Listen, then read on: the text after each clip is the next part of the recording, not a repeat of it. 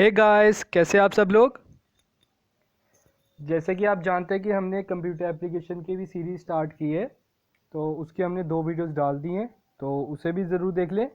तो आज का हमारा थर्ड लेक्चर है computer application components of computer. ठीक है, आज हम इसके कंपोनेंट्स पढ़ेंगे। जो हमने पहले 2 लेक्चर में इसकी इंट्रोडक्शन पढ़ी थी, उसमें हमने उसके टाइप्स भी किए थे, फिर उसकी हिस्ट्री भी की कंप्यूटर की।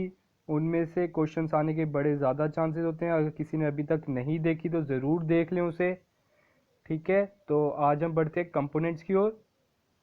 तो कंप्यूटर के कंपोनेंट्स होते हैं ये 3 जो मैंने स्क्रीन पे लिखे हैं। एक आ जाता है इनपुट यूनिट, एक आ जाता है सेंट्रल प्रोसेसिंग यूनिट, और एक आ जाता है आउटपुट यूनिट। अगर आपको पेपर में आ जाए how many components does a computer have, आपने उधर लिखना है 3, input unit, central processing unit and output unit. ठीक है, तो ऐसे आपका जो टॉपिक है इनपुट यूनिट और आउटपुट यूनिट वो थोड़ा अलग भी है। तो इस वीडियो में हम इन दोनों को थोड़ा डीप में नहीं पढ़ेंगे, वो जब इसका लेक्चर होगा तो उसमें हम डीप में करेंगे। तो आज का मेन टॉपिक आपका सेंट्रल प्रोसेसिंग यूनिट ही रहेगा। बस इसका आपको थोड़ा सा जिस्ट मिल जाएगा इनपुट यूनिट और आउटपुट यूनिट का। ठीक है, तो देखते हैं आपके ये क्या कहते हैं। तो इसे आप एक तरह का वर्किंग भी बोल सकते हो। कंप्यूटर वर्क कैसे करता है, कंप्यूटर वर्क भी इन्हीं 3 कंपोनेंट्स के बेसिस पे करता है। जैसे कि मैंने आपको पहले बताया था, एक होता है इनपुट, फिर वो करता है प्रोसेस, फिर वो करता है आपको रिजल्ट देता है। रिजल्ट किस तरह के देता है, आउटपुट के तौर पर। इनपुट हो गया जो आपने उसे इंस्ट्रक्शन दी। इनपुट क्या हो गया, जो आपने उसे इंस्ट्रक्शन दी। आपने अगर, जैसे आपका मैंने बोला था, आपका जो टेलीविज़न है, आपका जो मोबाइल फ़ोन है, ये भी एक तरह के आप कंप्यूटर बोल सकते हो, इलेक्ट्रॉनिक डिवाइस बोल सकते हो। अब आप इसे कैसे, जैसे अब आप किसी को बुलाते हो तो उसके नाम से बुलाते हो, आप उसको कुछ कहते हो तो अपनी लैंग्वेज में बोलते हो। तो हम क्या करते हैं, ये कंप्यूटर लैंग्वेज यूज़ करते हैं। कंप्यूटर लैंग्वेज हम मशीन लैंग्वेज यूज़ करते हैं, हम उस तरीके से उसे इंस्ट्रक्शन देते हैं।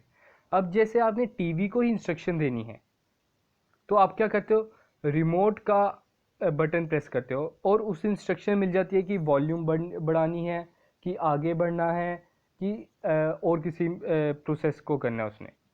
ठीक है, फिर वो उसको प्रोसेस करता है कि हाँ मुझे क्या इंस्ट्रक्शन मिली है। वो आपका मेन कौन करता है, सीपीयू करता है। फिर वो आपको रिजल्ट दे देता है। जो रिजल्ट आपको मिलता है in the form of change और इन द वॉल्यूम या चेंज इन द चैनल, उसे आप बोलते हो आउटपुट। आउटपुट आपको किस पे मिला, आपकी स्क्रीन पे मिला, तो स्क्रीन को आप बोल सकते हो वो आउटपुट है, वो आपका आउटपुट डिवाइस है। इनपुट क्या हुआ, आपका रिमोट हुआ टीवी के में। ठीक है, तो अब हम इसे पढ़ते हैं डीप में, तो देखते हैं क्या बोल रहा है। पहले हमने लिखा है इनपुट यूनिट्स। जैसे मैंने आपको बता दिया, input units are those units which help us to provide instruction to the computer device, जिसके थ्रू हम कंप्यूटर डिवाइस को इंस्ट्रक्शन देते हैं कि भाई हमें ये काम करके दे, तो उससे हम बोलते हैं input device. Input device is the piece of computer hardware, वो कंप्यूटर हार्डवेयर का एक पीस है, यूज टू प्रोवाइड डाटा, जो डाटा प्रोवाइड करने की मदद करता है, और कंट्रोल सिग्नल्स, और वो सिग्नल्स प्रोवाइड करता है। अब आपने वो देखा है, आगे वो लगी होती है स्मॉल पॉइंटेड सा, रिमोट के आगे लगा होता है, जिससे वो सिग्नल प्रोवाइड करता है ना। And information processing system such as a computer और इंफॉर्मेशन अप्लायंसेस। इसकी मैंने एग्जांपल लिख दी है, ये पेपर में बड़ी बार पूछते हैं, इसलिए इसे नोट डाउन कर लो। इनपुट डिवाइसेस की एग्जांपल कौन कौन सी है। एक आपका कंप्यूटर की आ जाती है keyboard, keyboard is a main. फिर आपकी आती है mouse, scanner, digital camera, joystick, microphone. Keyboard के थ्रू आप उसे इंस्ट्रक्शन देते हो कि मैंने ये टाइप करना है। आपने जैसे अपना नाम ही लिखना होता है स्क्रीन पे, तो आप उन नंबर्स को टाइप करते हो, तो उससे वो प्रोसेस करता है और वो स्क्रीन में शो कर देता है। माउस से भी आप अपना कर्सर हिलाते हो कि आप उससे क्लिक करते हो, तो वो फोल्डर आपका ओपन हो जाता है। वो आप उसे प्रॉपर इंस्ट्रक्शन दे रहे हो, किसके थ्रू, माउस के थ्रू। स्कैनर के थ्रू भी आप उसे स्कैन करते हो और उसे कंप्यूटर में आपकी वो उसकी इमेज आ जाती है। डिजिटल कैमरा से आपकी उसमें इमेज आ जाएगी। जॉयस्टिक से आप उसे गेमिंग प्रोसेस में आपकी मदद करती है जॉयस्टिक। माइक्रोफोन के थ्रू आप उसे कुछ इंस्ट्रक्शंस देते हो, जैसे अभी मैं बोल रहा हूँ माइक्रोफोन से बोल रहा हूँ, इंस्ट्रक्शन दे रहा हूँ, ठीक है। तो इनपुट डिवाइस वही है जो हमें कंप्यूटर डिवाइस को इंस्ट्रक्शन देने में मदद करती है, ठीक है। अब आगे आपका आता है सेंट्रल प्रोसेसिंग यूनिट। असली में हमारी ये वीडियो इसी पे बेस्ड है मैक्सिमम, क्योंकि हमने इनपुट और आउटपुट यूनिट अलग वीडियो में भी पढ़ना उसे डीप में, तो इस वीडियो में हमारा main topic central processing unit ही रहेगा, जिसको हम कहते हैं CPU in short form. CPU की फुल फॉर्म क्या है? Central processing unit. होप कि सभी को पता हो, तो जिसे नहीं पता वो नोट डाउन कर लें। तो इधर आपका क्या लिख रहा है सीपीयू के बारे में? आफ्टर रिसीविंग डाटा, ये आपका एक तरह का कह सकते हो प्रोसेस का सेकंड स्टेप होता है। जब वो डाटा आपने इनपुट कर दिया, आपने कोई इंस्ट्रक्शन दे दी, उसे कमांड दे दी, अब कंप्यूटर सिस्टम क्या करता है? उसे प्रोसेस करता है। उसको उसने प्रोसेस कर लिया according to the instruction provided, जो आपने उसे इंस्ट्रक्शन दी है। Here it has to rely on the component called the central processing unit. अब उसे किस पे डिपेंड करना है? सेंट्रल प्रोसेसिंग यूनिट, जिसे आप ब्रेन ऑफ द कंप्यूटर भी कहते हो। ये ही सारा कंप्यूटर को संभाल रहा है। अगर उसका थोड़ा सा स्क्रू ढीला हो जाए सीपीयू का, तो वो भी आपको एक तरह का रिजल्ट गलत देगा, ठीक है। तो ये आपका ब्रेन ऑफ ए कंप्यूटर भी कहलाता है। नोट डाउन कर लो सेंट्रल प्रोसेसिंग यूनिट। तो उन्होंने यही बोला है, अब इस कंपोनेंट पे ही रिलाय करता है सेंट्रल प्रोसेसिंग यूनिट पे कि वो कैसा रिजल्ट देगा। अब मैंने नीचे एक डायग्राम बनाई है, the CPU further uses 3 elements. अब इसके भी 3 एलिमेंट्स हैं। कौन कौन से 3 एलिमेंट हैं? ALU, CU और MU, ठीक है। उधर आपसे ना एक बारी फिलअप आया था CPU। CPU is equal to, CPU किस किस के बराबर है? ALU plus MU plus CU, इन तीनों के बराबर है। इसे आप कंप्यूटर आर्किटेक्चर भी कह सकते हो, ठीक है। ALU plus MU plus CU। ALU आपका क्या होता है? एरिथमेटिक लॉजिकल यूनिट, ठीक है। CU क्या होता है? Control unit. और MU होता है आपका मेमोरी यूनिट। हम ये सब कुछ पढ़ेंगे, तो आगे बढ़ते हैं। पहले हमने रखा है मेमोरी यूनिट, ठीक है। मेमोरी यूनिट क्या होता है? जैसे वर्ड से ही पता चल रहा है, मेमोरी। अब once a user enters data using input devices, आपने तो डाटा इनपुट कर दिया उसमें, the computer system stores this data in its memory unit. और वो जो डाटा है आपने जो सेव किया होता है, उसे आप मेमोरी यूनिट में स्टोर कर देते हो। एक तरह का ये स्टोरेज का काम करता है। मेमोरी यूनिट का क्या काम है? स्टोरेज का, ठीक है। जो जो आपने सेव किया इसमें स्टोर हो जाएगा। The data will now remain here until other component of CPU process it. अब ये डाटा उधर तक रहेगा जितनी देर CPU से फिर से प्रोसेस नहीं करता। आप उसे प्रॉपर इंस्ट्रक्शन नहीं देते कि भाई इसे अब हमारी ज़रूरत नहीं है तो इसे डिलीट कर दे, तो उसको हम फिर डिलीट कर देंगे। This memory unit uses a set of pre program instruction to further transmit the data to other parts of the CPU। और ये उसमें भी मदद करती है ताकि आप अपना ये जो डाटा है वो आप दूसरे कंपोनेंट में यूज़ कर सको। अब जैसे आप MS वर्ड ही यूज़ कर रहे हो, उसमें आपने कोई पिक्चर लानी है तो आप उधर से उसकी स्टोर डाटा से आप पिक्चर निकाल सकते हो। तो वही है कि आपकी जो स्टोरेज है वो दूसरे कंपोनेंट तक भी पहुंचाने में CPU ही मदद करता है मेमोरी यूनिट के थ्रू, ठीक है। अब टाइप्स ऑफ मेमोरी है 2। ये आपने वर्ड बड़ी बार सुने होंगे क्योंकि आप सब यूज़ करते हो स्मार्टफोन आजकल के टाइम में। तो स्मार्टफोन, लेकिन मैं इतनी गारंटी देता हूँ कि आप सभी को इन दोनों में डिफरेंस ज़रूर नहीं पता होगा। मतलब अबाउट 50 to 60% आप में से लोगों को इसका डिफरेंस नहीं पता होगा, रैम और रोम, ठीक है। आपने सुना तो बड़ी बार होगा कि हाँ इस फ़ोन की 16 GB रैम है, इतनी रैम है, इतनी रोम है, ठीक है। अब मैं आपको इसमें पूरा क्लियरली बता देता हूँ इसमें डिफरेंस क्या होता है। ये है आपका डिफरेंस। रैम की फुल फॉर्म है रैंडम एक्सेस मेमोरी, ये आपको पता होगा। और रोम की फुल फॉर्म है रीड ओनली मेमोरी। अब रैम जो है वो वॉलेटाइल है इन नेचर। वॉलेटाइल मतलब टेम्परेरी, मतलब वो टेम्परेरी है एक तरह के। जितनी देर आप उसे सेव नहीं करोगे तब तक वो रोम में नहीं जाएगा। रैम वो हो गया जिस पे आप अभी काम कर रहे हो लेकिन आपने अभी उसे सेव नहीं किया। जब आप उसे सेव कर देते हो वो आपका रोम में चल जाता है और it is non volatile in nature. ये एक तरह का परमानेंट होता है। It contents on non erased when power is turned of. जब आप पावर टर्न ऑफ कर दोगे तो इसके जो कंटेंट्स आप इरेज नहीं कर सकते, लेकिन इसके कंटेंट्स इरेज हो जाते हैं जब आप पावर ऑफ कर देते हो इसे। अब ये क्या लिखा है, we can read and write. इसमें हम रीड भी कर सकते हैं, राइट भी कर सकते हैं, लेकिन जो रोम में है उसमें सिर्फ हम रीड कर सकते हैं, राइट नहीं कर सकते जितनी देर उसे प्रॉपर इंस्ट्रक्शन ही दी जाए, ठीक है, क्योंकि वो सेव्ड है प्रॉपर। उसे हम क्या कर सकते हैं, सिंपल रीड कर सकते हैं। अब मैं सिंपल सा एक वर्ड यूज़ करूँगा। रैम आपके लिए क्या होता है, आपकी कंपैटिबिलिटी बताता है, ठीक है। अब आप जैसे आपको अपने फ़ोन में पता ही होगा कि टैब्स होते हैं ऐसे, आपने कितने सॉफ्टवेयर खोल के रखे हैं। ये रैम पे डिपेंड करता है कि आपका फ़ोन कितने को कंपैटिबल कर पाएगा। जितनी अच्छी रैम होगी, ठीक है, जितनी अच्छी रैम होगी उतना आपका फ़ोन की स्पीड ज़्यादा होती है। लेकिन रोम जो होता है वो सिर्फ स्टोरेज के काम आता है। रोम जो होता है सिर्फ स्टोरेज के काम आता है। RAM is expensive. जो रैम होती है वो आपकी एक्सपेंसिव होती है एज़ कंपेयर टू रोम, क्योंकि रोम का काम है सिंपल स्टोरेज और वो परमानेंट रहती है। आप लेकिन रैम का क्या काम है, आप कितने पे एट ए टाइम काम कर सकते हो। अब जैसे किसी फ़ोन की कंपैटिबिलिटी है कि आप 4 खोल सकते हो, तो आप जब फिफ्थ वन खोलोगे तो एक फोर्थ वन आपको क्लोज करना पड़ेगा विंडो, तभी आपकी फिफ्थ वन एप्लीकेशन खुलेगी, ठीक है। तो रैम और रोम में यही डिफरेंस था। होप कि सभी को समझ आया हो। अगली बार फ़ोन कोई भी लेने जाए तो उससे आपको अगर इंटरनल स्टोरेज पता करनी है तो रोम है, रैम आपको बताएगा आपका फ़ोन की कितनी रनिंग कैपेसिटी रहेगी, कैसी स्पीड रहेगी, ठीक है। अब आगे बढ़ते हैं मेमोरी यूनिट का, सॉरी सीपीयू का। जो हमने 3 कंपोनेंट थे, सीपीयू के 3 कंपोनेंट थे, एमयू, एएलयू और सीयू। हमने एमयू अभी पीछे पढ़ लिया, अब हमने पढ़ना है एएलयू और सीयू। एएलयू क्या है, अरिथमेटिकल लॉजिक यूनिट।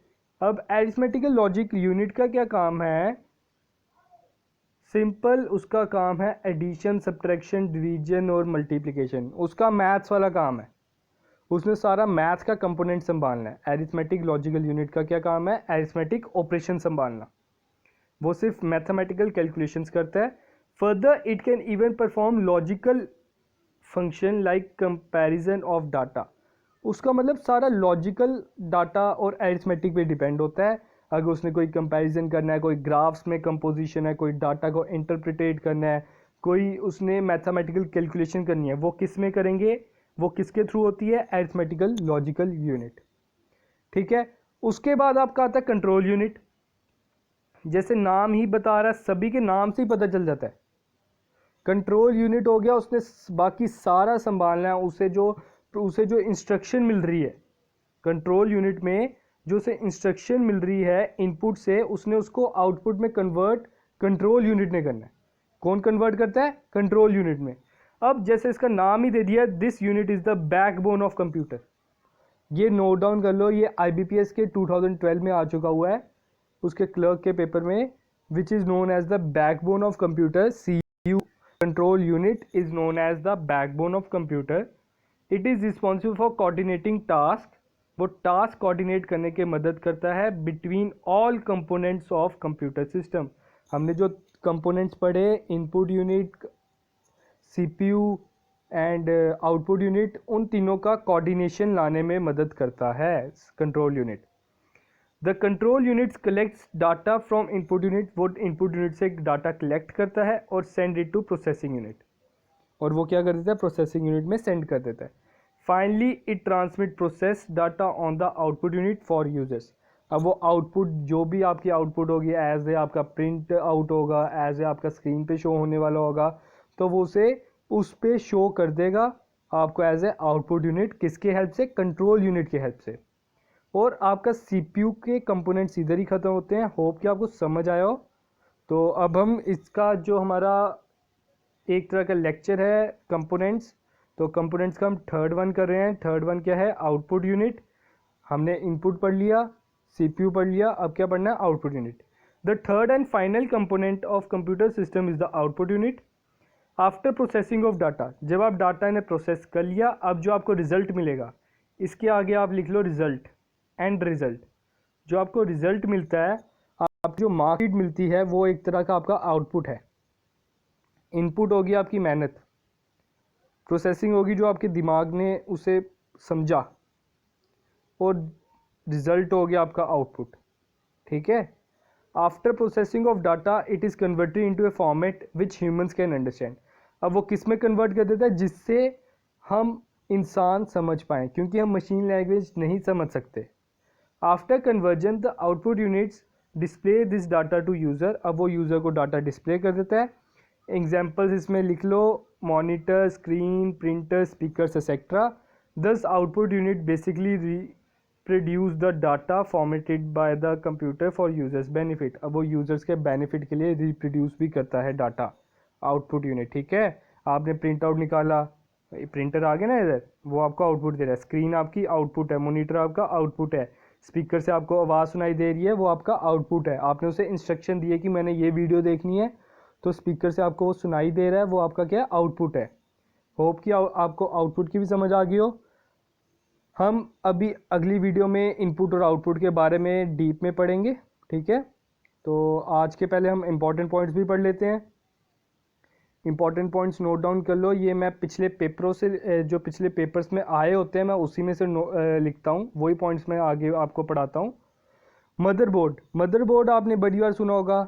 मदरबोर्ड क्या होता है? It is a main printed circuit board, PCB. It is not a Pakistan cricket board, it is printed circuit board.